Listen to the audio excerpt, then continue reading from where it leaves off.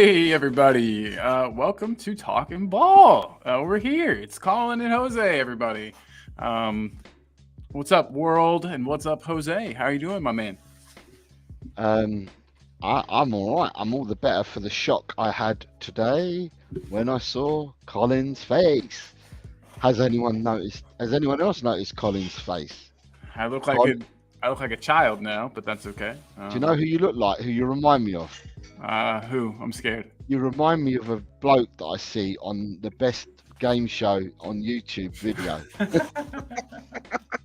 I've heard of him. I heard that his show is That's immensely popular. that's who you remind me of. That's who I you do look a remind little me bit of. like that fellow. Yeah, Yeah, yeah. you look a I bit can like see the it. fella that's in that video. I Yeah, can see it now. Yeah, I, yeah, I, yeah. I can see you famous. I've been hiding it. That's why I kept the beard. I didn't want everyone to know, that I was the game show guy. But it looks like we've got 8 people already in the house. What is up, everybody? Tot Spurs saying hi to everyone, and everyone else is being quiet. But Tot Spurs says hi to all. So, hello to Tot Spurs. Hope you're doing well, my friend. Hello, Hi. mate. You've done really well this week, Tot Spurs, in your predictions. Oh my God, you've done well. I think you're I leading. cannot wait. You're leading out of the people that scored points this week. However, you're still in second place to me. Oh man. And you've got. It's not showing here. Oh, I was gonna say I've Comments got are some. not showing. I've got some. I've got Carl Simpson in the house saying good afternoon, gents. Yeah. How comes you can see him, but I can't see him here on the studio? I don't know. It's weird. I can't see him. I can see the people coming in. But on the comments, are you okay? Here they are. They are now. So you Okay, got cool. Carl Simpson, Stuart Collier, Scott Colliver, Scott yep. Collier, Mia, and Dragons D Nuts, and Barbaric Disdains. Hey Jose, and Hey. hello to Colin's younger brother. Yeah, this is Colin's baby brother. Man, this is the shortest my beard's been in a long time. Everybody, I feel weird, but yeah, we'll just pretend it's not different. Tot Spurs, I'm back on form, Jose. Just like Spurs are coming back to form. Tot Spurs, this week, mate, you scored 3 greens, and you've got 4 yellows. So you scored 3 predictions, and you got 3 correct scores, and you've got 4 predictions. So you've actually scored quite well. Carl Simpson's here, and Carl Simpson has scored 1, 2. Carl Simpson's got 1 correct score and 3 correct predictions. And there was somebody else in here, wasn't there? Scott Colliver. Scott Colliver has got 2 correct scores and 4 predictions. So that's 10 points. But Tot Spurs at the moment's got 13. And the person who's just behind him is Jim from Just a Go Who Loves Spurs, who scored really highly as well. He's also got 3 greens as well. So you're all doing well. Well done, everyone. And as it is, we have got a guest, which means I can then shoot off because I've got to go and do some back to do some stuff with the family. So Yes, sir. let's welcome in your guest. Let's do it. Let's do it. We've got Josh from. Yes. What's up, Josh? How's it going, brother? Tottenham All good, Josh, all good. Maybe. How are you, lads? Doing good, Yeah, man. not bad. Doing really Yeah? good. Yeah. Especially after that match this weekend. But we'll get into that. But yeah, man, how are you? You good? Yeah, doing well. I'm happy to be back on the channel. Obviously, been a long time, but yeah, good to see you, Jose and Colin. Good to see you both. Yeah, good to likewise. see you, man. Of course. So Jose, you got to shoot. Yeah, I've got to jump off, but if I can jump back on, I will do. All right. Okay. Yeah. Oh, sounds yeah, good, but- buddy. Jose, you can say you just don't want to be on stream with me. You can say that, yeah. You don't have to give Nah. excuses. I don't usually do Mondays. He Do you doesn't. know? He doesn't. No. I usually do Mondays. So, but I popped on now because Colin said you were coming on, so I said I'll come on until you get on because he needed Yeah, fair company. enough. So I said I'll jump on until you come Yeah, on. I'm glad you're here. To go along. And if I can jump back on, I will do so. All right. Sounds good, boss man. Right. Have a good day. In a bit. Have a good show, guys. See you later. Thanks, bud. Have a good one. Bye. Later. Mr. Josh Sharabi, what is up, my man? How you been? I'm doing well. I mean, it's been a long week. Lot of Tottenham content that we had to cover on Spurs Live, but it's nice to get to a Monday, start the week off nicely, on the show. Yeah, Brilliant coming stuff. off the back of a win, feeling good. Yeah, dude. That shirt you Um, got on, by the way, I love that shirt. Oh Wow, man, it, it, brilliant it shirt. all reminds me of Victor Wanyama. I don't know why. It's like the only player I can Yeah. think of. He it was yeah. Sissoko looked good in this kit. Those were some interesting times as a Spurs Soko, fan. Dele Alli, Sonny, I remember that one as well. Yeah, Bit of yeah, pain. yeah. Good stuff. Good stuff. Nice. Good memories. Those are back in the good times, man. The Yeah, Pochettino days. Give me 1 second. Yeah. No worries, man. So by the way, Josh, Tot Spurs says big up. Hope you're doing well. Tot Spurs, you're a good dude. You're a good dude. Everybody in the chat, though, how are we feeling? Are we happy about the win? Were you expecting a win after Palace scored? Sorry about that. Oh, no, you're good. You're good, my man. So I was going to go ahead and just start with the beginning. When Yeah. the starting lineup came out, how are you feeling? And just to remind everybody about that starting lineup, here it is again. So, yeah, how are you feeling when that starting lineup came out? So I was at the beginning thinking to myself, why is Saar on the bench? Obviously afterwards we got to understand that he had some back problems ever since coming back from AFCON. But straight away Saar on the bench, I was I wasn't happy. But then, sorry, can you bring up the lineup again? Just Yeah, so I of can course. see it? Yeah. Of course, man. Because I remember I was looking at it. Saar was on the bench, and that was all good. But the rest was regular. We predicted on Spurs Live that Werner, Son, and Kulusevski would be the three up front. But yeah, except for that, all normal. Yeah, man. Yeah, that's exactly what I thought was going to be the front three as well. I know a lot of people were calling for Kulusevski to be dropped and for Brennan Johnson to go ahead and start there. But I think he's better off the bench. I definitely think that he's shown, with this match that he's better off the bench. We've got some more people in the house. Mia's saying big up to you, Josh. Big up Mia. Big up Mia. Mia's awesome. One of the best. Scott's saying hello to Jose, but Jose's already gone. Carl Simpson said he's pleased with the result. And he knows the performance wasn't great, but we needed those 3 points. 100%. And I don't think the performance was that bad, but we'll get to that. Paul G says big up one and all. Big up one and all. Welcome to Talking Ball, Paul G. And then Daniel E is here. Says, I'm sorry to be that guy, but that win papers over the cracks that we start first half so badly. Taking the first half off like we have in recent weeks, Arsenal, City, and Liverpool will punish us without fail. Daniel. Absolutely. Okay, Scott was talking to you, Josh, not Jose. I was like, Jose's gone. Big up Scott. Big up Scott. Scott's the man. And Daniel, we'll get back to this. I'm going to start your comment. And then Talking Beer, my buddy Nick is in the house. So, Nick, what is up, dog? Hope you are doing great in Arkansas, my man. All right. But, yeah, so we got, through the starting lineup. I didn't even know that Saar had injury problems. I honestly just thought that it was trying to fit everybody in the team, that we've got like one more midfielder than we do spot. But so you said he had some injury issues? Yeah. Ever since coming back from AFCON, he's had some back pain or back injuries, some sort. So that's the reason why he was benched.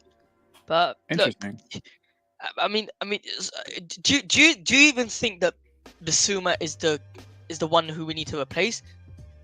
Like, people were contemplating whether or not it was Bissouma who needs to be replaced. I think, personally, I feel like Bissouma is the one that you need to kind of manage in terms of substitute him out, play him some games, yes, some games no, because I just feel like what Bentancur offers on the ball and on the pitch is way more than what Bissouma offers. What do you think? Do you think Bissouma is the one you should change around with Saar, or do you think it's Bentancur? Because Madders, I think we both agree that is untouchable, correct? That's correct. And I think that Bentancur and Saar are far more alike than any of those two guys are with Bissouma, if that makes any sense. You know what I mean? Like you can kind of switch out Saar and Bentancur. I feel like they're both the same type of player. They keep things ticking over. They can play in some nice through balls. They can, they've got a lot of energy. They're always running. But to me, Bissouma is more of like a destroyer type. I know that we don't really play exactly with one of those, but Bissouma to me is more defensive than the other two. And so I do think that you do have to, in my opinion, you've got to flip-flop and switch between Saar and Bentancur, and then I think Bissouma just has a spot locked down, at least against teams where we're going to want some presence in the midfield. I mean, there's going to be times where we're playing against like a Luton, maybe where we can go with like an ultra attacking midfield. But yeah, I think Bissouma is important in there. What do you think? It seems like you had a different answer. What do you think? Do you think? I mean, like for me, it just depends on the opposition. For example, for Palace, I just felt like Bissouma. I said this as well in my match preview. I feel like the midfield of Palace of Eze, who was playing specifically Eze, them three in the Palace midfield, they're very physical. And I feel like if we want a physical midfield, we can't have Sarr and Bentancur in there. I just don't feel like it's physical enough. I feel like Sarr does offer defensive attributes, but his main quality is going forward and creating than defending. And if we're playing, for example, against the likes of Luton, Burnley, I wouldn't say necessarily maybe Brentford, Everton, all them lot. I'm saying not lower half teams. You can even add in there Man United as well, Chelsea. I feel like those kind of teams that they're not necessarily very physical. They're more technical. So I would prefer having a technical midfield in there, such as Sarr and Bentancur, and play Bentancur as like a 6 because Bentancur can defend, but then when we're playing against the likes of Manchester City or Liverpool or Arsenal, I would prefer a more like defensive midfielder, and then midway game switch it for a more technical midfielder. Do you understand what I'm trying to say? Fit the midfielders to the opposition. Absolutely. It's nice to have those options. We haven't always had those, and when we have had them, we haven't had a fully fit squad. And so 100%, man, 100%. It's really nice to be able to have that option to switch players out depending on the opposition. Horses for courses, as they say. So speaking of Bentancur, though, do you think that Bentancur's foul on Eze, was that the wrong move? I don't think so, personally. I think that Eze looked like he was through, looked like he was going to cause trouble. So I think that the foul was tactical. I think that it was pretty intelligent. But yeah, I'm interested to know what you've got on this one. And everybody in the chat, do you think that Bentancur fouling Eze at the edge of the box there, was that the correct move? Was that a mistake? I think what we can all agree is that on a different day, on a different free kick taker, it wouldn't be a goal. I think we can all agree on that. And also, Bentancur, it was a tactical foul. You know, how many times do we see actual professional legends do that? I'm talking about the likes of Ramos, the likes of Thiago Silva, the likes of Kalidi. We've seen those kind of tackles done beforehand, and I feel like Bentancur, he did it because it's a tactical foul. Players do that, and Bentancur, if he knew that it was going to be a result of a goal because of that foul, he would never have given it. But it looked like Eze was going to go through anyway, and it was fair enough on Bentancur. I wasn't mad at it. But yeah, it was a tactical foul for me. I'm right with you. Daniel E says it was not a smart foul to give away, mate. It's tough. I would have done the same thing. It's easy to say that now. It's easy to say that it's not a smart foul now. Hence because you've already seen a goal. But I mean, I would like to see that replay again, because I'm pretty sure that Bentancur and Romero, I'm pretty sure, was them two left in the defence. In terms of if Eze would have gotten past Bentancur and he would have had a clear shot, Mickey van der Ven was too much to the left. I feel like he was clear on goal. He's going to have a shot easily. I wouldn't say he was going to score, but I don't know. But then who also expects that free kick to go in? Like, that free kick is, I think, a 1 out of no, but it was very close. To be fair to him, it was very close. Yeah. Daniel's saying that Eze was still facing up against 3 defenders. Even if it was closer to the box, there's a possibility that one of the defenders gets to him. That's definitely, I mean, you could say that. But I probably would have made the foul personally had I been out there. Yeah, and like we were saying too, Eze, for one, Vicario should have gotten to that shot. I don't think Vicario should have gotten beaten there. It happens though. He saved us so many times. He gets 1 or 2 of those, and I'm not really gonna talk badly about him for it. But I just want to say that I think Hugo Lloris stops that. I think that, you know what I mean. I don't think Bentancur is fully at fault here. Eze, was a wonderful shot. And it was a wonderful shot. And unluckily, Vicario just kind of shifted his weight to the right first, and then couldn't get over to his left quick enough. I mean, you also got to remember that the opposition placed a wall directly where the ball went, and obviously that was guaranteed a worked out free kick beforehand, planned free kick. And you just got to remember that, you know, when the ball's flying that fast, that it's shot that hard, as well as the keeper shifts his weight to the right leg. You have to calculate all that. Plus, he only sees the ball once it goes over the wall that ducks down. It's a lot to address it, and I don't know. I mean, I do blame Vicario slightly, but I don't think there's no one to blame here. I think it was just a great free kick. Yeah, absolutely. Talking Beer's got a good point here. He said, yeah, we can second guess all day, but in the moment, it's a common foul. When it happens or where it happened is unfortunate. Yeah, man, fully agree with you there. So yeah, I even had a thing. Big Vic didn't exactly cover himself in glory with that shot, but like we said, it is not fully on him at all. So yeah, thanks, Josh. I'm glad to hear your point on that. It's nice. Yeah. So let's start moving to like the positive things. You know, we got our goal, and it had a lot to do with Werner. How did you feel his game went? By the way, did you feel like Werner had an all right match? Right. So, if you don't mind, there was a comment here that someone picked up. That someone said it was, where was it? It was someone. Was it?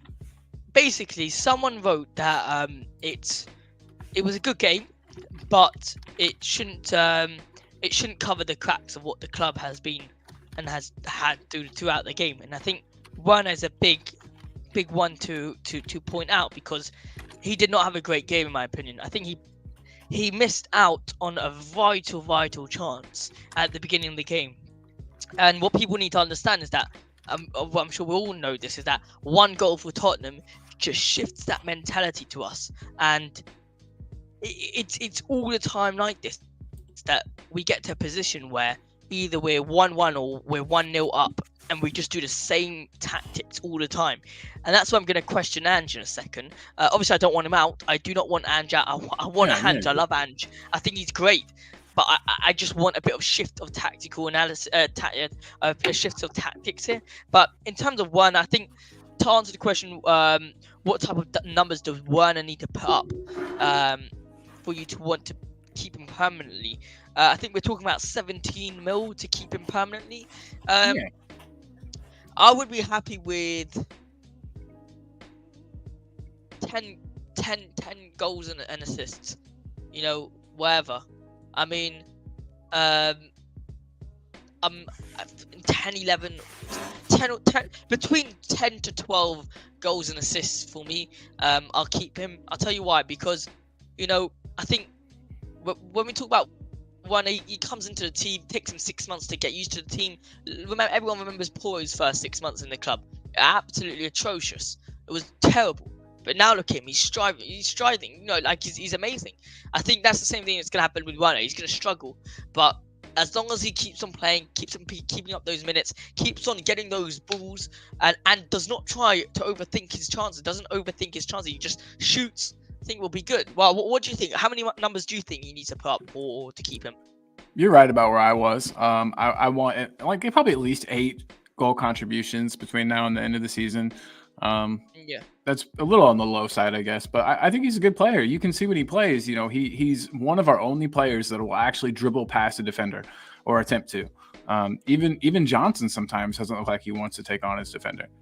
So there's something about Werner. I guess it's just the fact that he's played at relatively high levels for a long time, but he just looks more of the finished article than a lot of our other players do.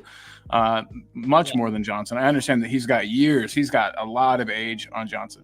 But just since they're both really fast players that are, you know, supposed to get in behind and take on their man, Werner's doing it much better. You compared his first 6 months here with Poro. I think Werner's already doing better than Poro was in his first 6 months. I understand they're playing completely different positions and they're asked to do, you know what I mean? They're asked to do different things. But yeah, I mean, I think Werner's been great. Always looked dangerous. I mean, yeah, it's going to take a while for him to gel, for him to get on the same page as the other players, but he's looking good to me. He's looking good to me. Fair enough. Fair enough. Yeah, yeah, absolutely. You also got to remember is that how many attackers are there in the market right now? That's true. And for 17 mil, exactly. He's played in the Prem. He has that experience. And as long as we don't play him Just as got a a central question. striker, you know what I mean? Like, he's not a striker. He's not. I don't think he's ever going to be a player that we could play centrally. He can't do what Richarlison does. I don't think. But It's as a questionable. winger, I think he's fine. Yeah, yeah. I mean, in this Ange system, he might be okay because there is a fair bit of like rotation between those front three. Yeah. But yeah, I think that was part of the. Yeah. I think that was part of the issue with him at No, Chelsea is they just expected him to be Right. a center forward whenever in reality that's not Yeah. where he does his best work. I'm gonna give a quick shout, and it might be very controversial, but I would want to see Tottenham try play a different formation. I know this is a bit weird, but I would want to see Tottenham play with 2 strikers and utilize those midfielders. Now, it's really weird, but if people actually try to think for a second, our wingers are absolutely atrocious. Let's be honest. Heung-min Son is actually quite decent. Yeah, he's actually quite good. He's very good. Oh, but yeah. let's be honest. Werner's quality is not top notch. Kulusevski, his best position in my opinion is as a cam.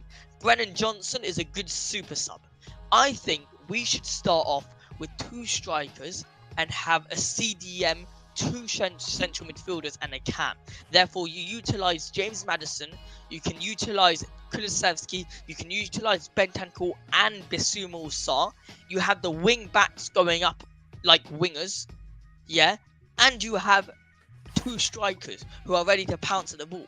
Have Heung-min Son and have Richarlison, both who are on great form. I mean, look, that's just my opinion. I'd love to get to know what the comments have to say and what you think to that. I mean, you know, playing 2 strikers with the majority of central midfielders, or not really for you? It doesn't sound like a bad idea. I would definitely be willing to maybe try it out. I think something I want to try out that's a little different that would I think still incorporate the players you want to incorporate. What do you think about playing Maddison as a you know how we played Eriksen off the left quite a bit? Yeah. What do you think about doing the same thing with Maddison? Having Maddison become kind of a winger, de facto winger that we would you know what I mean have come out because our wingers drift in so central anyway.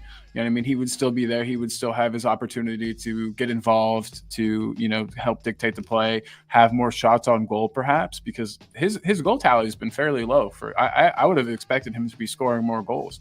Maybe getting him closer I to simply goal would don't help. think he's fast enough, though. Do you think he's fast enough? Is Kulu fast?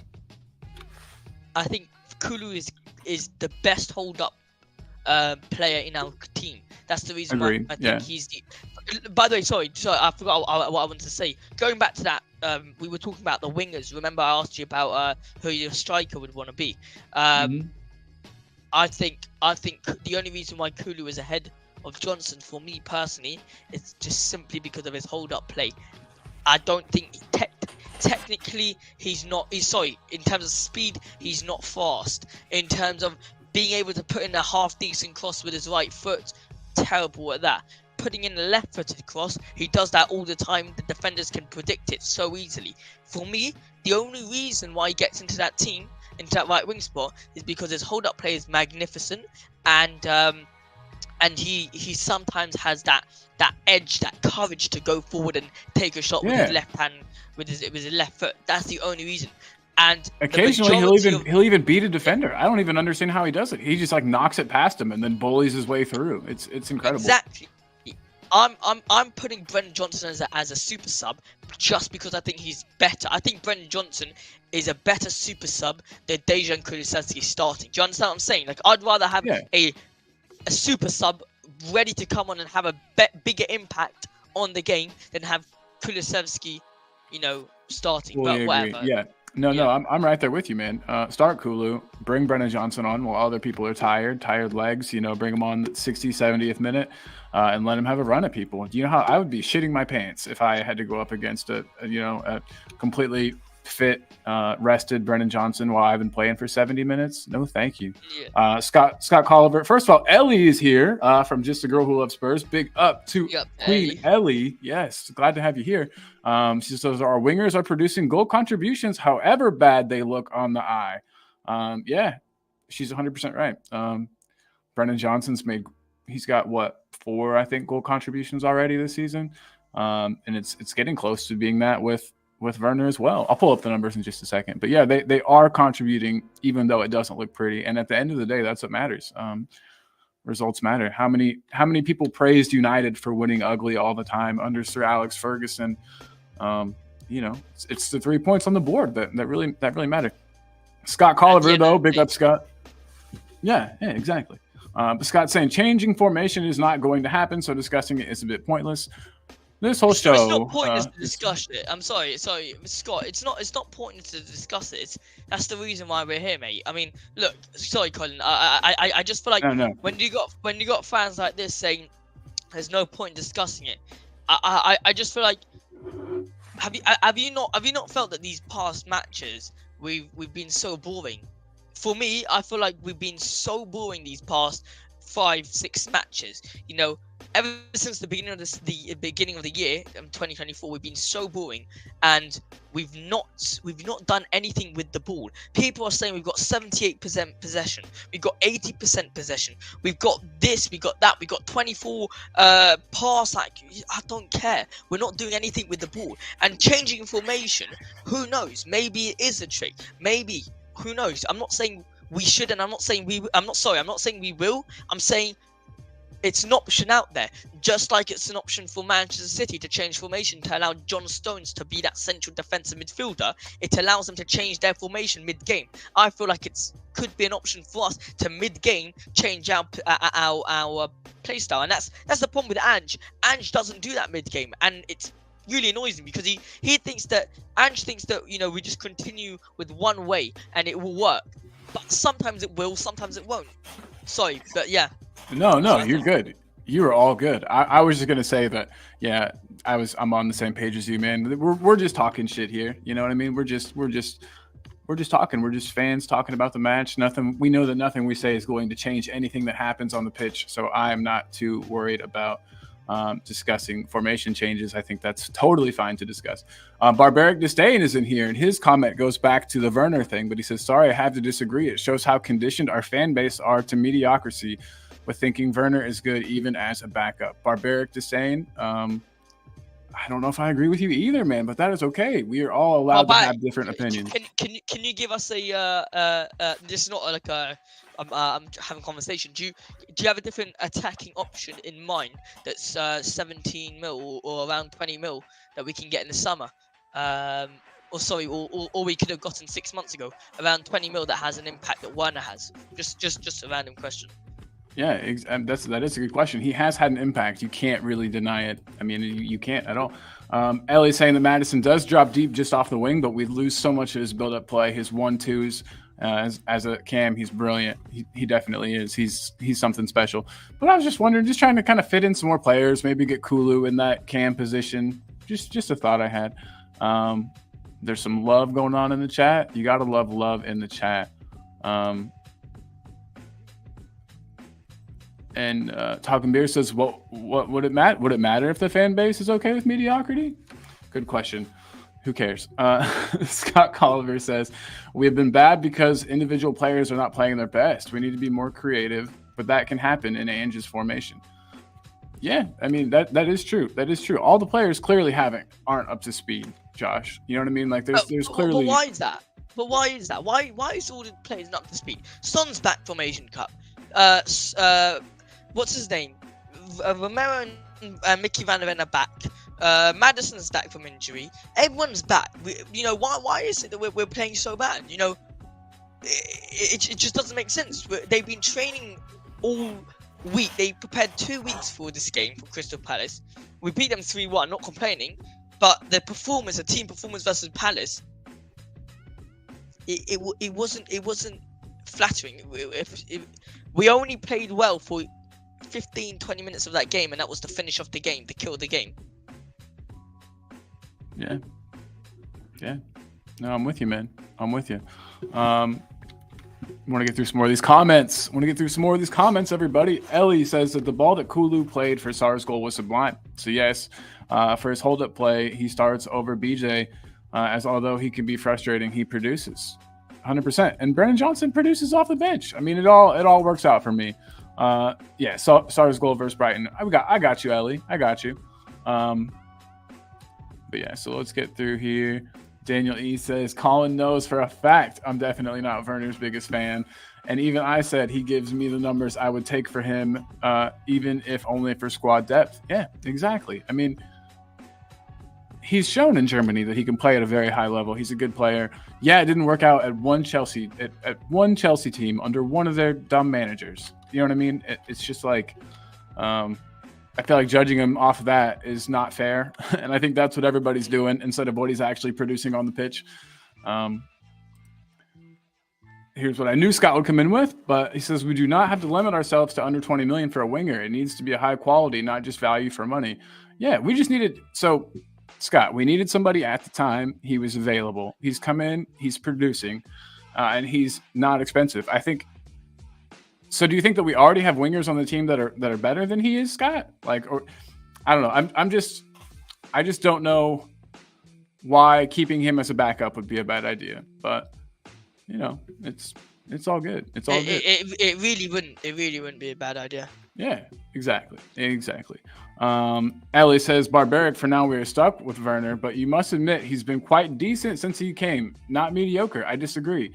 He gets a promo to, yes, he gets bumped up to decent from Ellie. And I agree. He's been decent for sure. Talking business, I'm going to wait until the end of the season to pass judgment on this team. Fair 100%, enough. man. Yeah, exactly. So we've got that. I wanted to ask you this question, and I know with what we've been talking about, it's actually pretty funny, but is Johnson starting to come good, do you think? Do you think that he's improving game by game? It's hard. It's hard. I mean, he's definitely been more impactful. We could see. Yeah. Is Johnson coming good? You gotta give him time. I mean, the only time I'll start saying yeah he's becoming good is when he starts starting and performing. Because when he's starting, he doesn't perform. I'm gonna be very, very pessimistic about this, but and negative about this. But it's true. When Johnson starts, he never performs to the level. You saw yesterday. He doesn't. He looks like a kid out there almost. You know what I mean? Yeah. Like he doesn't look ready, which is crazy. Yesterday, when he was playing off that left wing, I thought he looked incredible. He looked really, really good. He looked lively. He just looked great tackling the ball. He was very much full of energy. Look, for me, when like I said, when Johnson will starting the games and performing, that's when I can say, yeah, Johnson's becoming to be good. But for now, he's just a super sub who is playing really, really well. Yeah, but that's all good for me. I mean, at his age, I don't think he was meant to come in and be a starting player this season. I really don't. I think that, the Perisic injury, I feel like has kind of messed things up. I feel, I don't think he was meant to come in and be a starter. So the fact that he's not, for me, this season is okay. We've seen in a lot of Spurs teams, under a lot of Spurs managers, that it seems like a player takes almost a year to come good. You know, we've seen that, Josh, under many different managers. So give him some time. Obviously, he's got tools in his bag that not everybody has. Not everybody has pace like that. You can't teach pace like that. You know what I mean? You just can't. I wish he would get a little more fiery. Do you think he could used to be a bit more fiery and a bit more aggressive, almost Dele-esque, perhaps? I hope that what we saw against Crystal Palace will be the same thing next game, because against Palace, when he looked very aggressive, in my opinion, against Palace. He looked like he wanted the ball. Hopefully it wasn't just a one-time thing. So I can't really answer that question, but the one thing that's sticking to my head was Sonny's goal. How aggressive he was to get into that tackle. It doesn't matter if he doesn't win the ball, but he's sticking it in the leg so that it's causing chaos in in that moment to collect the ball and to pass on to Sonny. So he looks like he's getting more aggressive, but I can only tell from next match. Sorry. Yeah, no, I get you. I get you. Do you think there's any chance that he'll start the next match, given how he played? I hope he over the doesn't. weekend? I hope he doesn't. I hope Ange does not start him and he starts Kulusevski, because against Aston Villa, we need as much aggressive players possible. That's a 6-point match. You know what I mean? Like that might decide which of the two of us gets the Champions League next season. That's an important match for sure.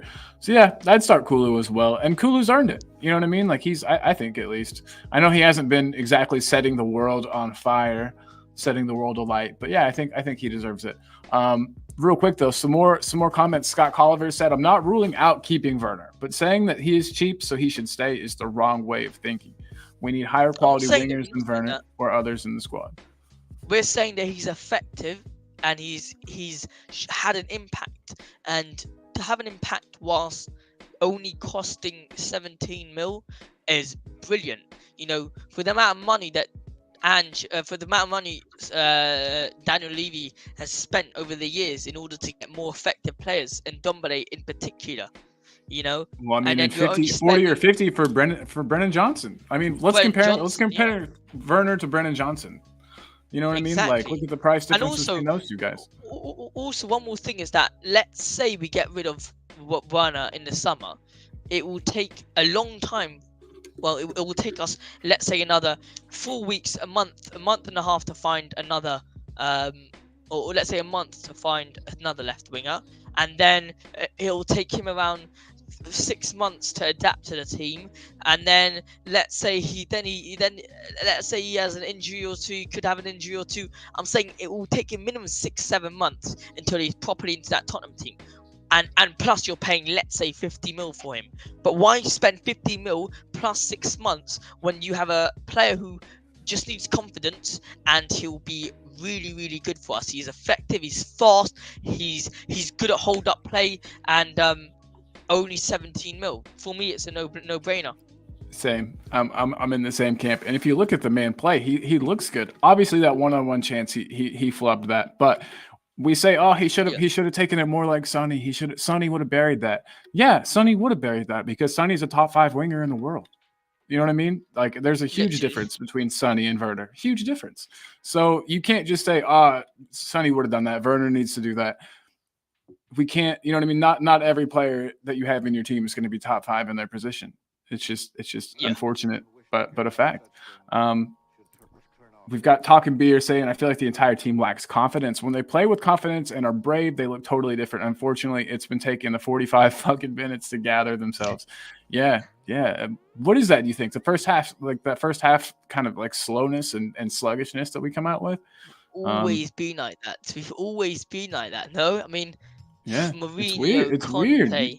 You would think if anybody could get them playing well from the off, it would be Ange. You'd think he would just, lay into them at the beginning, but I guess not, or maybe they're just not able to. It really does seem like a goal from the other team is required to get us to step into gear and to start, playing as hard as we can. Yeah, that's not good. That's not good. I think the problem with Tottenham right now is not defensively. I think defensively we're great. I think we could. It's weird to say this because we got such a low goal difference. We got like 2, or 4, but we've actually got one of the best defense in the league. Vicario, who for me has been keeper of the season. I don't think there's been. Maybe you can say Edison or Allison, whichever one you want to go for. Maybe Allison's better than Vicario. But I think Vicario is second best keeper in the league. You look at Puro and Udoki. For me personally, Udoki's the best left back in the league, and Puro is top 3 best right backs in the league. And then you got Mickey van der Ven, who has been outstanding this season, alongside Couto Romero, who's been really, really, really good. So for me, the defense is perfectly fine. It's just the attacking ability, and more specifically, the midfielders. The midfielders need to click, because they're not clicking ever since that red card from Basuma. They've not really clicked. I've noticed that. And then obviously the injuries to both Bentancur and to Madison. Neither of those two have looked back to their best yet. So yeah, I mean, we're still seeing this Spurs team in transition. For God's sakes, it's Postecoglou's first season at the club. You know, it's going to take some time, I think, for there to be wholesale changes in the way that everything, you know, in the way that we play. Ellie says that they are up to speed, but they don't play with speed enough for her. More energy is needed, more va-va-boom, more intensity in our play from 1 to 11. Agreed, Ellie. Agreed, big time. It just doesn't look like we come out of the gates ready to go. I always say this because it happened to me and the teams that I used to play for. Whenever we'd be playing against a team that was like a lesser team, we would all kind of play worse from the start. We'd be like, oh, we can walk this. You know, we don't really have to give it our all. And I wonder if that happens to even these professionals a bit. You know, it's just Crystal Palace. It's just, you know, maybe a little bit of that mentality creeps in, Josh. And you know, you think that might be a bit of it? It could be. I'm not too sure. I feel like the way I said at the beginning is that if you can't shift the mentality, you got to get rid of the mentality, and Andrew's got rid of the mentality. You know, no more defenders from back then, no goalkeeper from back then, no midfielders from back then. The only player who is really from back then is Sonny. But Sonny is the person who's really stepped up in big games. Man City, that whole Champions League run, he stepped up. Against Arsenal, against Liverpool, against City, against everyone, he always steps up. So I feel like the mentality is shifted, in a way, cleaned up. But I don't think it's. I think they need to build a mentality now. They got rid of the mentality. Now they need to build a mentality. Yeah, absolutely.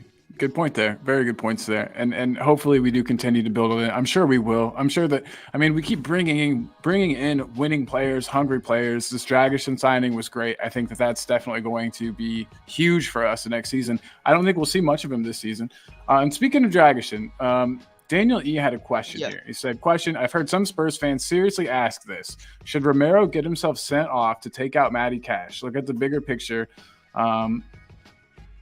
Top four would be over, and Romero would be banned. Yeah, exactly. I don't think anybody with half a brain really wants us to do that, Daniel. I don't, at least.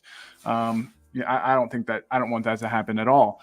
I wouldn't mind somebody like leaving some in on him, but I don't think that we should, like legitimately go out there to injure somebody or to get with the intention of getting sent off. But what do you think, man? Do you think that?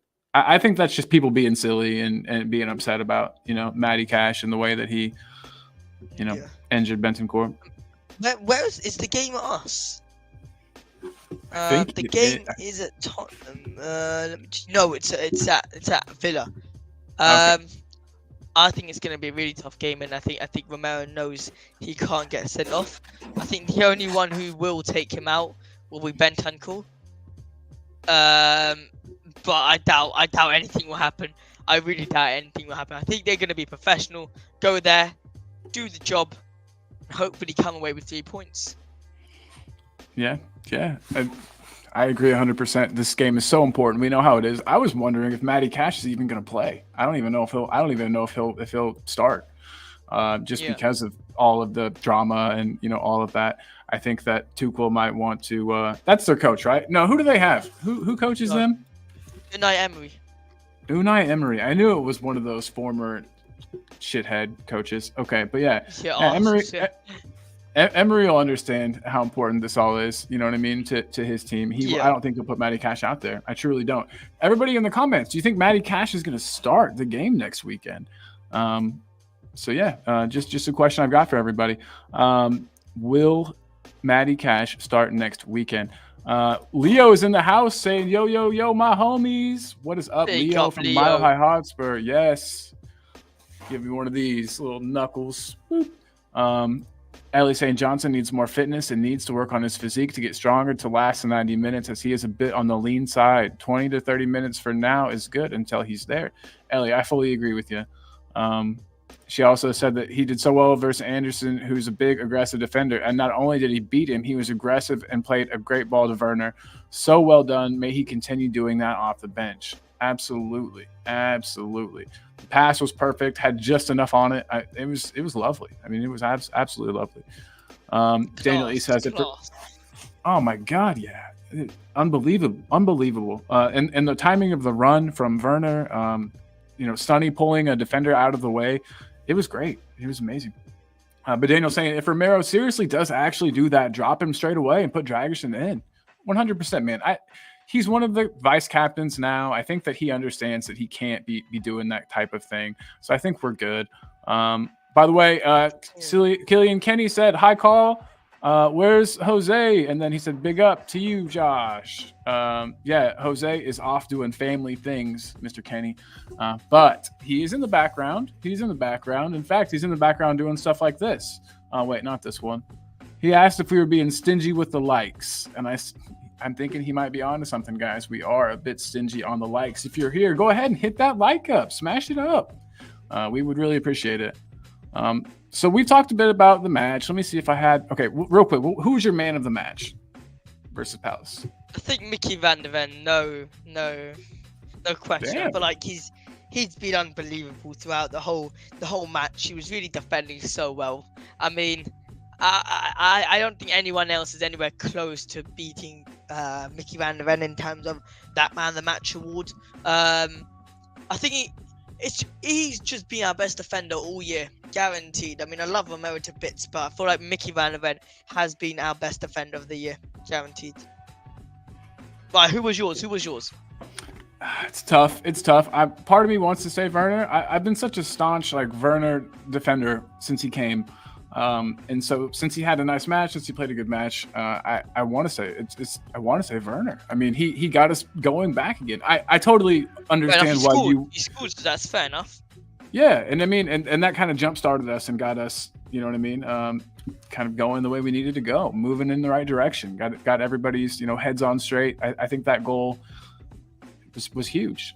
So Werner might be my choice, but you're right. Van de Ven has played amazingly. We call him the blanket because he always covers up for everybody else, and he was definitely covering up the entire pitch yesterday. He was wonderful. Nobody could get past him. Whenever opposing players would get into runs, like when they would be one-on-one with him, they would just stop running. They would just be like, I'm not going to get there. He's got it. And that's amazing. You love to see it. So, hey, yeah, here's Eltel. Here's Jose saying, stingy on the likes? What's all this about? Agreed. Come Everybody, on, guys. please Smash that it. like button. And also... Subscribe subscribe to Josh. Subscribe to Tot and Josh right here, baby. There is the link to Josh's. That is page. actually it's actually funny you brought that up. That's my new channel. Yeah, I just I started a new channel as well just a couple of weeks ago properly. Well, should we put the Spurs Live one up too? You can put up the Spurs Live as well if you want. We'll do it. That Tot Josh account is more general for all football fans, really. No one, not really specific team, but the Spurs Live is what I'm. We just hit 20K on Instagram, so big up to everyone. That's awesome. Can't beat that. Holy hell. Nice, well, let's nice. get talking ball to 1K already. Come on, guys, what are you doing? Come on, yes, I appreciate you, dude. Top Spurs is also saying sub to Jose at Eltel Cockerell. Please do that, you guys. Yes. Eltel Cockerell, he has passed the 200 mark and is climbing. Let's keep him climbing, everybody. Big up, Jose. Back to the Matty Cash stuff. Daniel, you said, yeah, Matty Cash will start. He's their best right back. And then Dragon These Nuts says, yes, he will if he's available. He'll be winding up players trying to get some red cards. 100% it will start. I'm pretty sure he will start, and hope he doesn't get into anyone's heads. Yeah, me too. Chris Agenbar is agreeing. Yes, Cash will start, and it will wind up the away fans and the Spurs players. Talking Beer says, where do I go to re-up my membership? That should be pinned, but if it's not, YouTube. Actually, it's pinned. It's pinned to the top of the chat, bro. So you can go there and grab it and re-up your membership there if it did in fact cancel. If it has not, so we had some back end changes we had to make with the memberships on the channel. So some people's memberships, you'll see those cancel and the money return to your account. If that happens, just re-up and no problem. And like I said, it'll return your money to you, so you're not spending anything extra. But nice question, Talking Beer. We appreciate you, bro. Daniel Edo says, I don't think Romero will do it. He's chilled out recently, which I asked for as well. So I can't really moan about Romero in any way. I just hope this is a sign he has chilled out a bit. Truly think he has. I truly think so. What about you, Josh? Think Romero is a chiller guy than he once was? 100%. He went out and had a conversation about how he's changed and how after his ban, I'll try get it up. He was talking about well, he was saying how he's not got any card because he really wanted to limit that, and how he knows he's a great defender, but his yellow cards and red cards are really affecting him play. So I think he's a very chill defender at times. But I think majority of the time he's ready to kill someone if it's needed, and that I'm sorry to say, but that's what you need as a defender. As a defender, I would rather Yeah. have a defender who lets you go past him, but you will die if you get past him, than have a defender who doesn't, like Ramos. Ramos might not be the best defender in the world. He might not be the best defensive defender, but you know that either he's tackling you or you're going to, he's going to break your leg. And that's the thing with Romero. I think he needs to have the same mentality, maybe not as aggressive, but have the mentality of either I get the ball or I get his leg. There's no chance of him getting past me. That's my personal opinion. Yeah, no, I like it. I mean, I do like having a tough player and a player that other teams are like kind of afraid of in a way. But yeah, as long as he keeps it in check, which is what we're saying here. Talking beer says we need to be winding teams up and not letting them wind us up. Well, if there's a player to wind up their team, it's gonna be Romero. So yeah, hopefully he can get on that this weekend. Do you mind bringing up Leo's question? That's exactly what I was. Question. Yes. Do we think Dragusin isn't up to what Ange expected? Yes. I mean, look, sorry, Colin. I think with Dragusin, he knew that either he's going to be on the bench for Bayern Munich or he's going to be on the bench for Tottenham Hotspur. There was no starting spot for him, and I feel like the only way for him to really get his chance is at Tottenham Hotspur. I think Ange knew what he was going to sign, and the reason why he hasn't played is because there's not been a reason for him to play. Romero's been fit. Van der Ven's been fit. The only time he had a chance of coming in is as a substitution mid-game. And how often do you switch out your center backs during the match? Like, how often does that happen? Exactly. Whoa! Give me a thumbs up if you're ready to come in, buddy.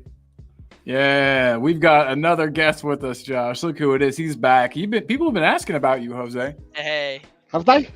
Yes, they have. They said two people have said, "Where's Jose?" Ooh. So, yeah. How nice. We've got him back. I'm just popping on. I'm going to do what people accuse Tottenham of doing, or a lot of people have said, only playing for 10 minutes. So I'm coming on for 10 minutes. I'm going to do what some of the supporters say. Yeah, I'm going to do a 10-minute Tottenham appearance. What are you guys talking about? What are you guys talking about? Tell me. Well, right now, Leo had asked a question about Dragusin. He said, do we think Dragusin isn't up to what Ange expected? Why hasn't he played? Have we not needed him? Interested to get your take, my homies. And Josh was answering. My homie is like bros, right? Yeah. Right, okay, some American slang, yeah. We're teaching, that's awesome. I hardly ever get to teach people American slang. I'm mostly learning. It's just some American slang, Josh. Yeah. Okay, no. My homies. I'm used to people saying, like bros or like mandem. not homies, but mandem, South London style, mandem. Yeah. Mandem. Exactly, mandem or bros. I love it. Well, we're gonna have to start getting you to say homies. Maybe it'll pick up around where you are. But yeah, so homies, my homies in here and with me. Josh was saying that, well, you can go ahead and say it again, Josh, so that Jose can hear what you had to say. I just feel like Dragusin is either he was going to start, either he was going to be benched for Bayern Munich or he was going to be benched for Tottenham.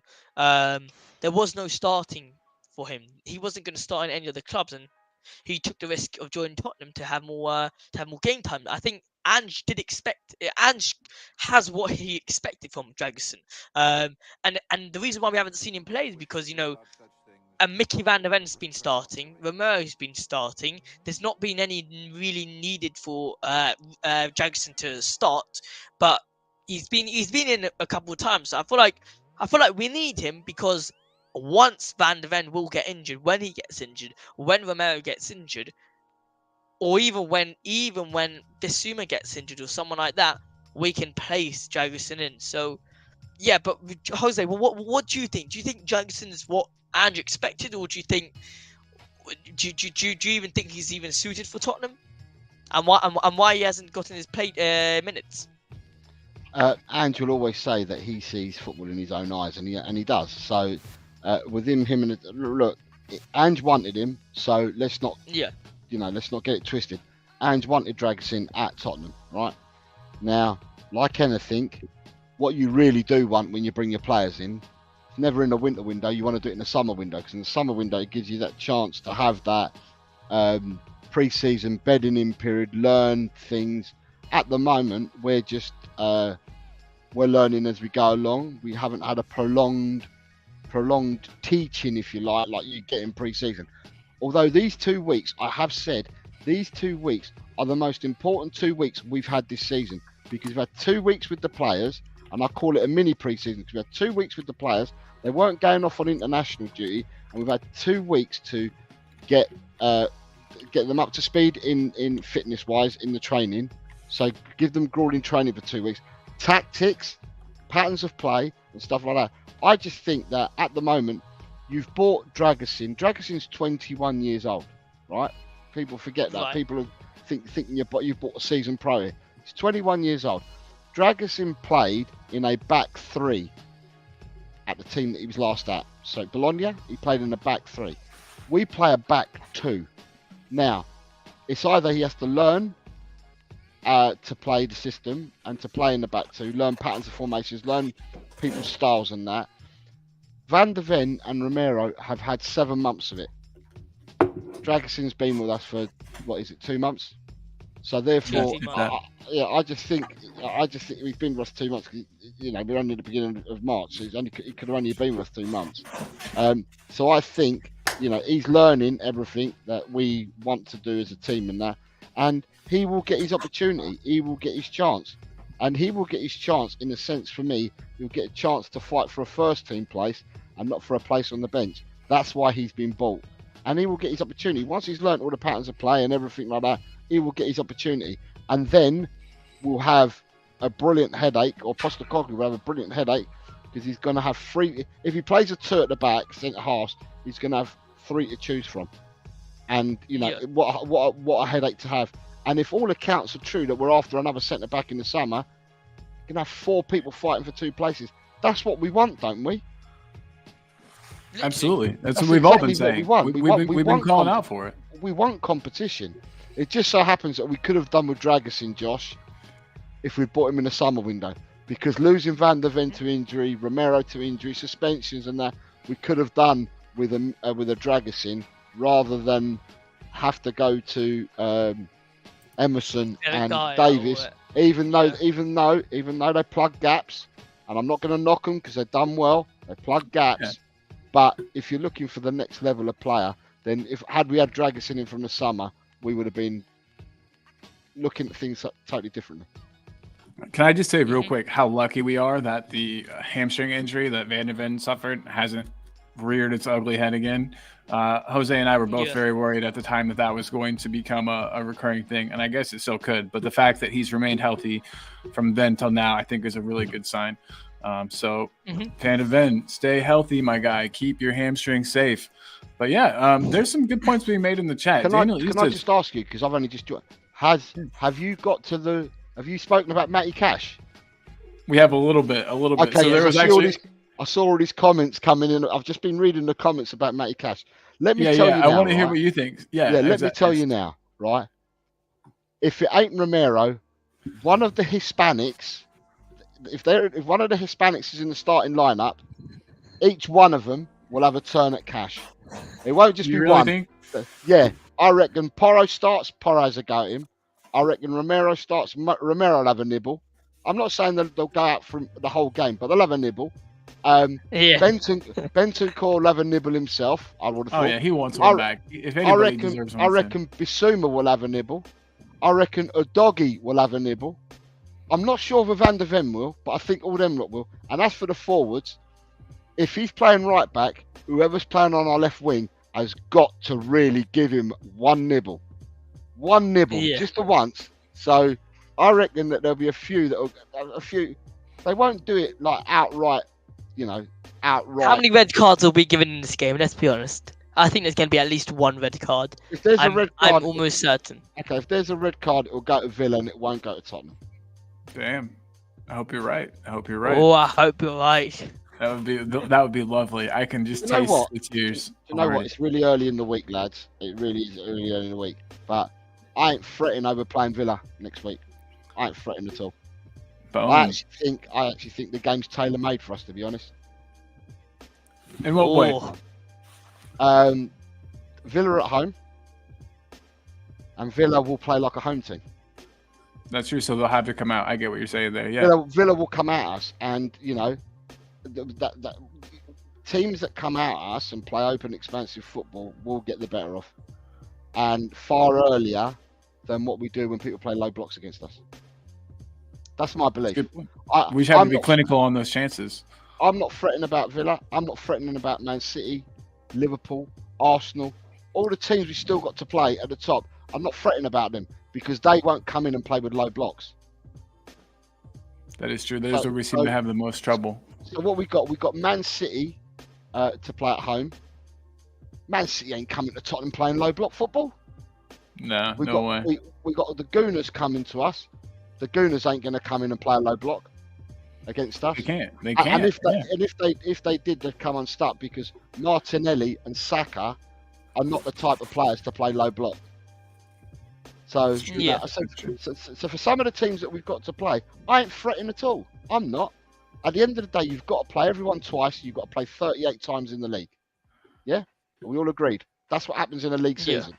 So therefore, I'm not fretting over some of the teams that we still got that we yet to play. The harder teams to play are the ones that they're going to sit in a low block at home, and they sit in a low block away. But you've got some teams that will sit in a low block at home as well against that's us. brilliant. You're saying that, Jose. Sorry to cut off. That is brilliant what you're saying because I said that as well. I literally I streamed about 3 hours ago on Spurs Live, and I said I said I was afraid of Villa. I'll say that, but I said the fixture list that comes upon us is that it will be Newcastle, City, Liverpool, Arsenal, and then you've got Burnley. Now, for me, the hardest fixture in all of that, physically, and actually the hardest fixture for me would be Arsenal, obviously. And then, obviously, for me, it would be Burnley, because with Liverpool, you kind of...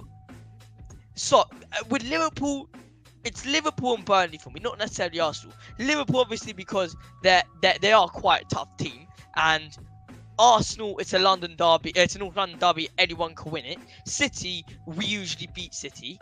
With Liverpool, it's a tough game. But for Burnley are the ones that I'm really like.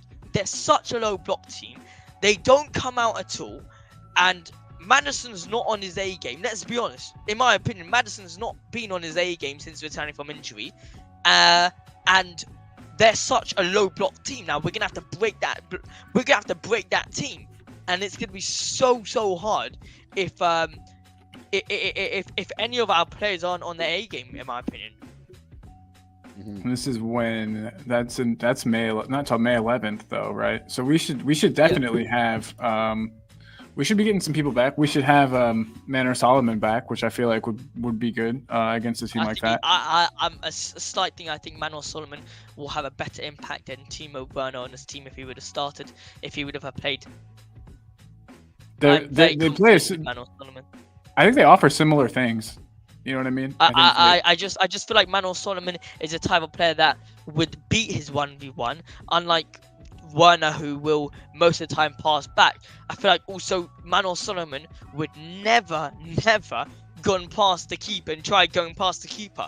I think he would have definitely had a shot at the keeper against Palace. I don't know, but yeah. Sorry, that's just my No, opinion no. about Solomon. We've been talking about Solomon on this channel and saying that he's going to be great to have back. That he's a good player. That we've really been missing him. Yeah. So yeah, I agree with you there. Is he going to be better than Werner? I don't know. I have a soft spot for Werner, if you can't tell. But yeah. So what you got? Right, you got Villa, who will not play low block away. Yeah. You've then got Fulham away the following Saturday, won't play low block. Then you've got Luton Town at home. Luton Town could be possibly so play. hard. They could possibly play low block, but they're a different beast away from home to when they're at home. Yeah. Then you've got West Ham United away. They won't play low block against us. You've got Forest at home, who may play low block. Newcastle away, they ain't playing low block. Man City at home, no low block. Arsenal at home, no low block. Liverpool away, no low block. Then you've got Burnley at home. By then, Burnley will be down, so I've got no worries about that game anyway. And then you've got Sheffield United away. By then, they'll also be down as well, by the time you play them in the last two games. And the rearranged fixture we don't know about is Chelsea. Chelsea, will they play a low block against us at home at Stamford Bridge? No, I don't know what Chelsea's going to do. It depends on who's manager at the time. Well, they tried playing a low block against us. Oh no, they didn't. They didn't actually play a low block. We actually spanked them, didn't we, for the first 20 minutes and only scored one goal.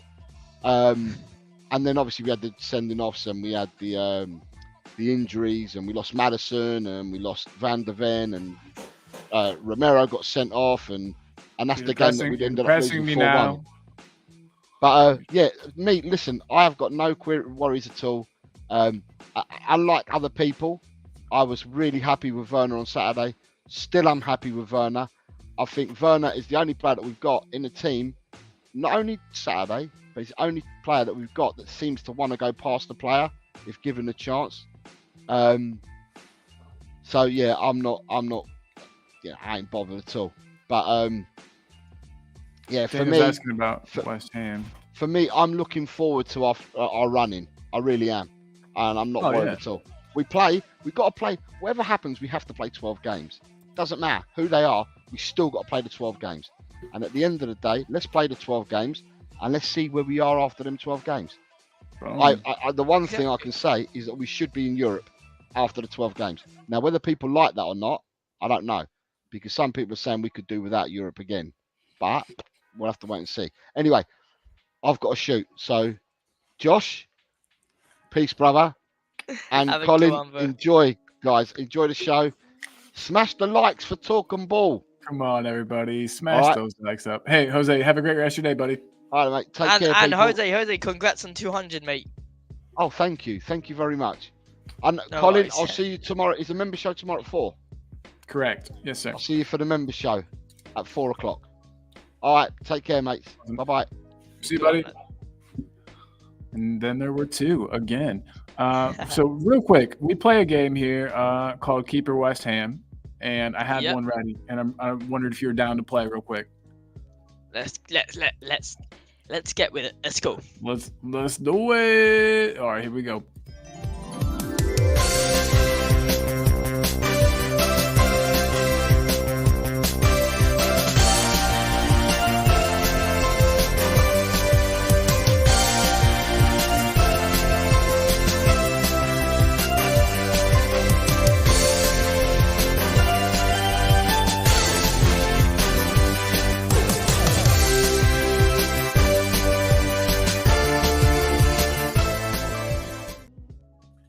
Everybody, welcome to Keeper West Ham, the internet's favorite Tottenham game show.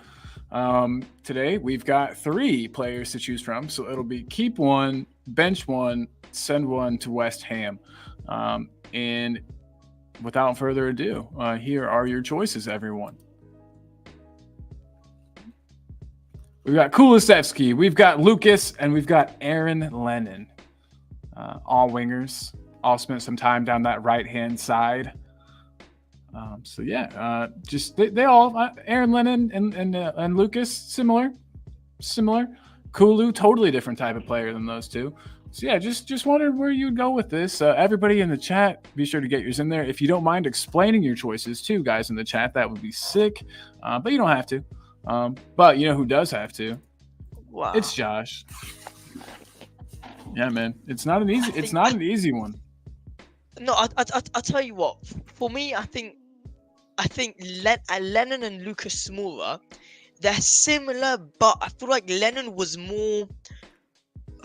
He was more of a winger than Moura, if you understand what I'm saying. I feel like 100%. Lennon was a pure winger. Hug the touchline. Yeah, for me, Lucas Moura was more of a winger, but cutting. He liked to cut in a lot. Lennon used to love to go into touchline and get a cross in, which is totally the opposite to Kulusevski. Kulusevski loves to use his body a lot. He loves to cut in with his left foot. All right, I'm going to. It's tough, man. It's tough. They're just so different. And oh, by the way, and this doesn't have Yeah. I mean, you know, the peak of their careers and playing in whatever system you want. It doesn't necessarily have to be this Ange system. I can't sell Moura. And after his heroics in the exactly, Champions and League. I can't sell Lennon because I feel like Lennon was such an impactful winger. Obviously, he wasn't insane. He wasn't like crazy good. He wasn't Gareth Bale, but you had Gareth Bale on the other side. Yeah, you didn't need them both. Exactly. You know? But Lennon was very impactful in games, and unlike Kulusevski, Lennon also had good amount of body on him, good amount of strength on him. Look, Lucas, very small, good, low gravity. For me, it's going to be start Lucas, start Lucas. What is it? Is it keep, sell, bench? What is it? Yeah. Sorry, keep one, bench one, sell one. Keep one is keep Lucas, bench Lennon, and sell Kulusevski, because Kulusevski has been here for a year or two, and I don't feel like what he's done. For me, Lucas Moura will forever be one of the most one of the biggest legends of my Tottenham life. So Lucas Moura is definitely up there. And I'm a big fan of Aaron Lennon, so I loved him as a player. Same. Yeah. I didn't get to see much of him, but I think he was great as a player, and he's part of what made me fall in love with Spurs. I loved me some Aaron Lennon, and look at his cool haircut. The lines on the eyebrow that go into the hair. That's cool. Yeah, sick, and that kit he's wearing, lovely. Oh yeah, yeah. I'm surprised you don't have that one. You don't though, do you? Nah, I don't have it. I don't have it in the locker. I was gonna say, I don't have any of the Puma kits. I don't know why. I need to start adding them. My father actually has a Puma kit, but I'll probably steal it from him one day. Nah. There you go. Get it. Especially you're like, oh, Dad, you can't even fit into this anymore.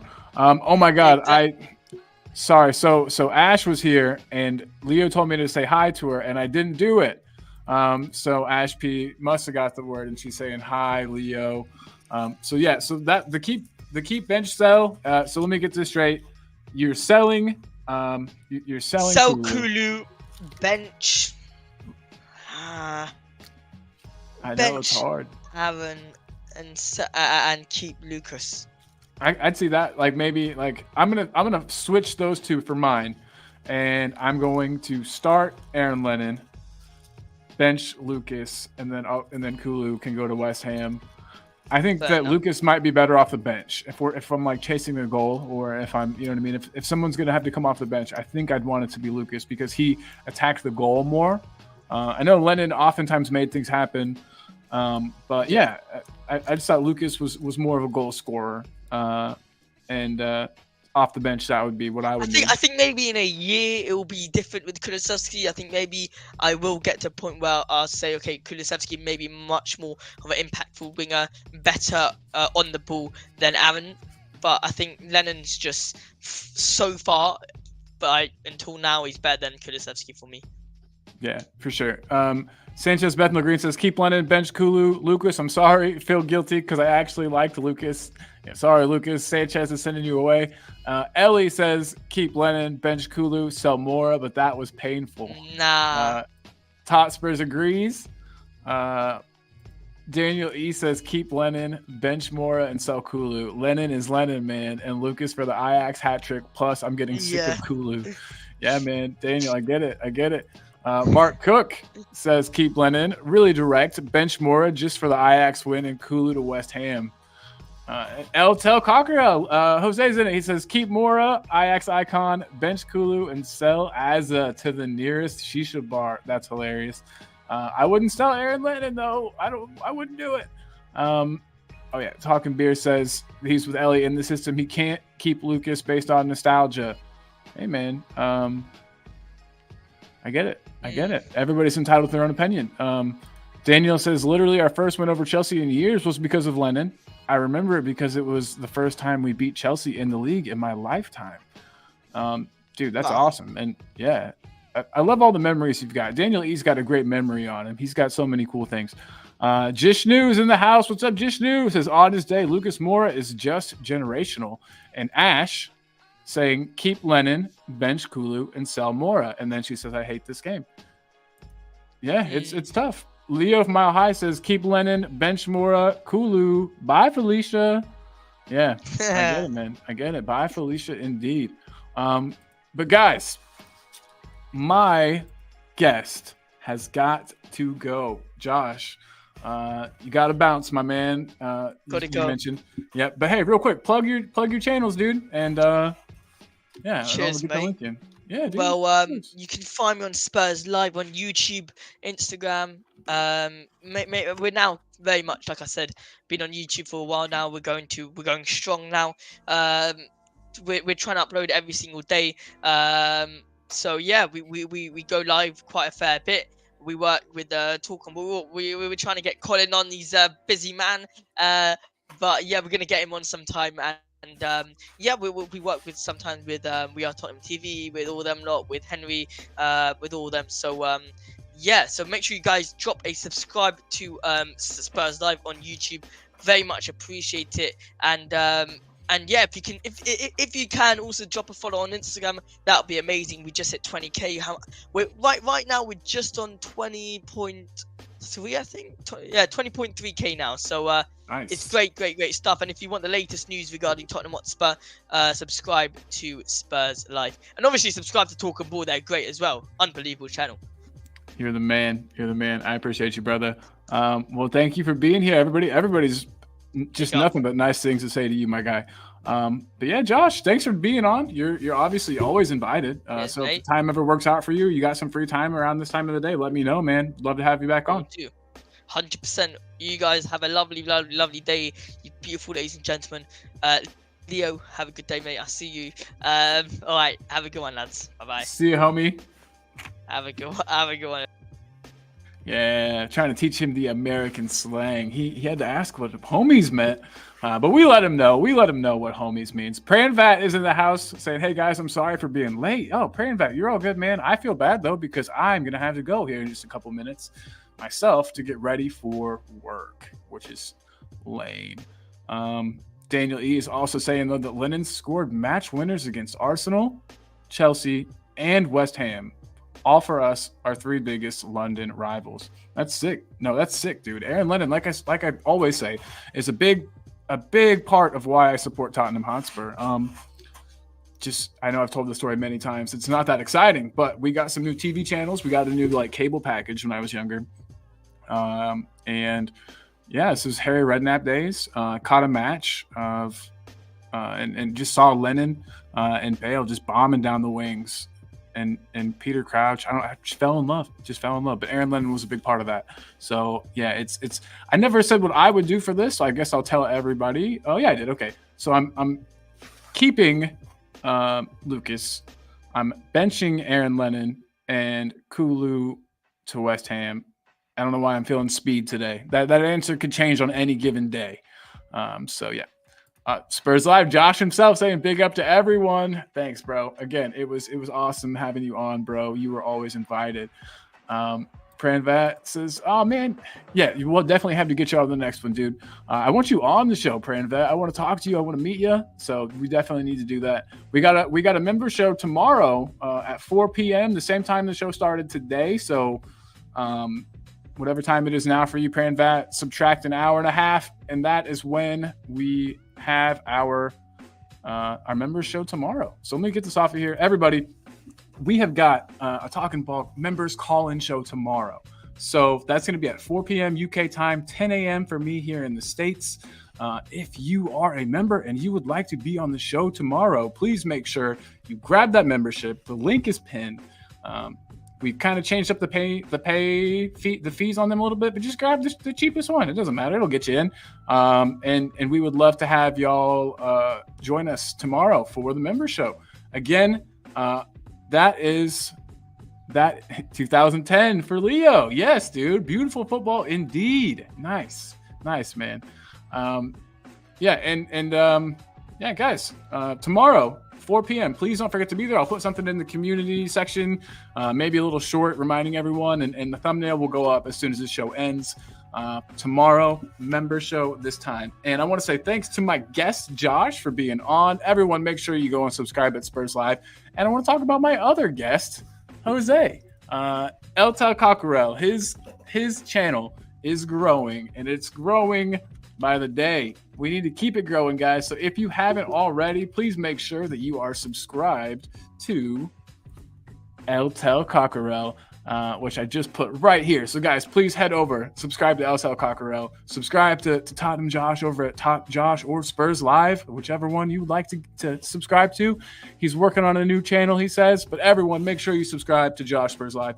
And thanks for being here, everyone. You guys in the comments are really what makes the day. Oh, I didn't answer the question about Dragish and whether or not he is okay starting or not starting. Let me go back in those comments a bit. Boom, boom, boom, boom, boom. So I might have missed it, but basically, Daniel, he said, "What's your thoughts on my comments about Dragish? Won't be happy. He's getting hardly any football before the Euros." He had to have known what was up, you'd think. You'd think that – I don't think that Postecoglou would have lied to him and told him, hey, man, come in here, you'll get some minutes. We're looking for, a player to replace one of our starters right now. I don't think he would have told him that. So I think Dragish must know what's going on. He's getting some high-level training.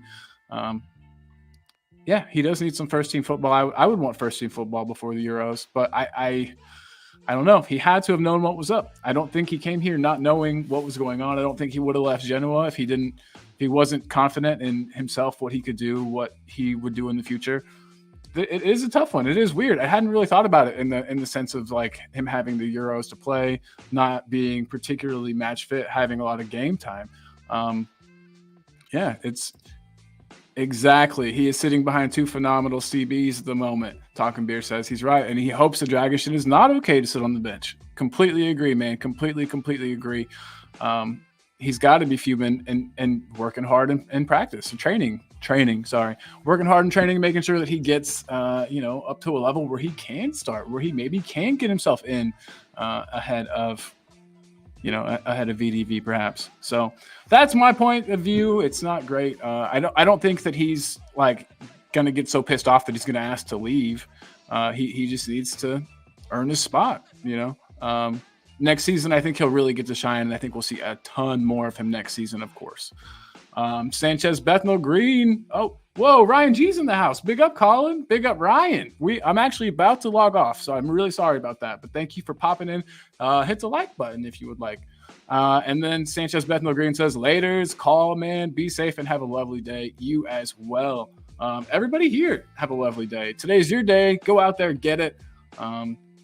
Let them know who you are and where you came from.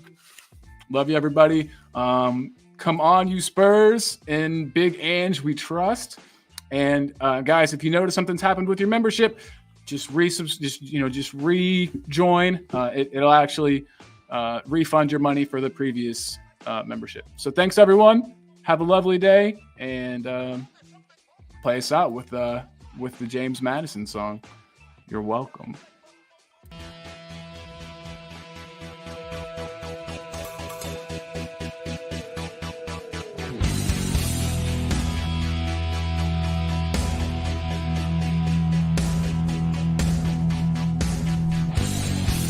My team has got James Madison. James Madison is what we need. Whoa, thank God we got James Madison. This kid plays ball like you would never believe. Whoa.